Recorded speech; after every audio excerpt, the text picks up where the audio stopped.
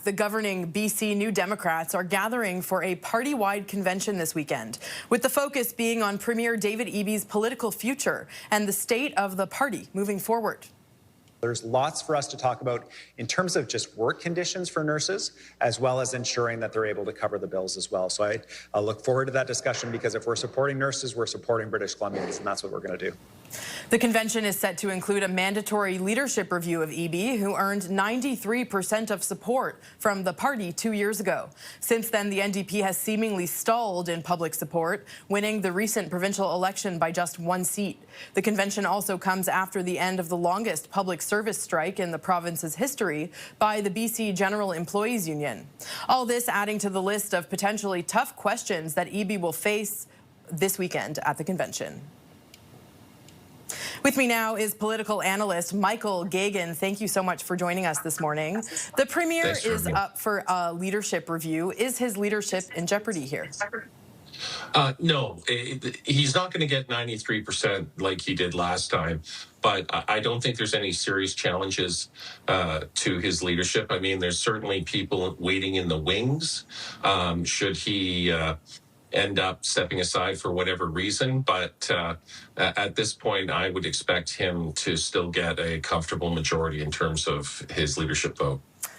Premier Eby was asked earlier this week what his target number of support is, and he wouldn't put a number on it, instead saying he's hoping to get a healthy majority. What metric do you think he needs to pass to be successful in this? I think anytime a leader gets less than 2/3 support at a leadership convention, they should seriously reconsider their future.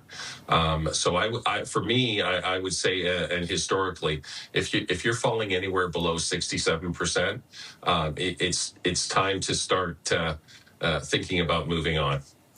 Michael, this convention comes a day after the end of the longest public service strike in BC. Unions are obviously core to the party's coalition. What work does the Premier need to do to shore up their support here?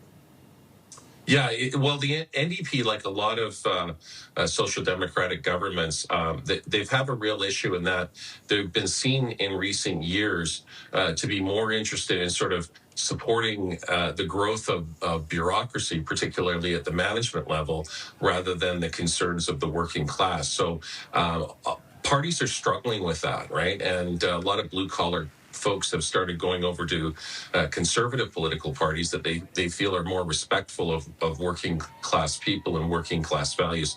So he's definitely got some work to do. The failure to have ferries built in BC and instead them being built in China, that's certainly something that's irked a lot of the private sector unions. So yes, there's definitely a lot of work to be done. And certainly his predecessor, John Horgan, who definitely came from a blue-collar working-class background, he had a much better rapport with blue-collar workers than Eby does at present. Can you outline for us any other concerns that you might be expecting to see addressed this weekend? Well, I mean, there's a number of projects that Eby has looked at fast-tracking. I think that's a positive move.